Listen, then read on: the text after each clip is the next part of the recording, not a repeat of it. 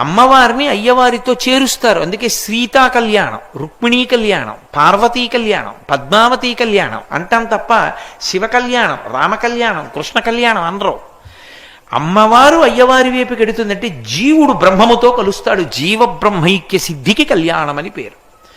ఎన్ని జన్మలకైనా కోరుకోవలసింది ఏదంటే జీవ బ్రహ్మైక్య సిద్ధి. అదే జ్ఞానము, అదే మోక్షము. అది మనుష్య జన్మ యొక్క చిట్ట చివరి ప్రయోజనము, మొదటి ప్రయోజనము, మధ్య ప్రయోజనము, పరిపూర్ణ ప్రయోజనము. అందుకే కళ్యాణాలు తరచుగా చేస్తుంటారు.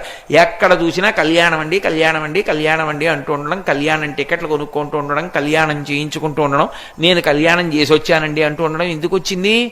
కళ్యాణమే జీవితంలో అత్యంత ప్రధానమైనటువంటి అంశము.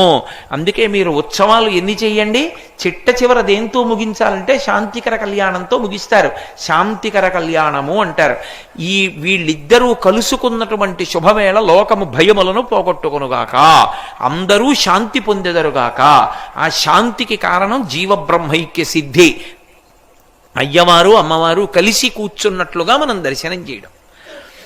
ఇది సాధించడానికి రోజూ మీరు ఇంట్లో కళ్యాణం చెయ్యగలరా? చెయ్యలేరు. తులసి లక్ష్మి కనుక తులసి దళాన్ని పట్టుకెళ్ళి విష్ణుమూర్తి యొక్క పాదముల యందు ఉంచారనుకోండి, అయిపోయింది కళ్యాణం. మీరు కళ్యాణం చేసినట్టు.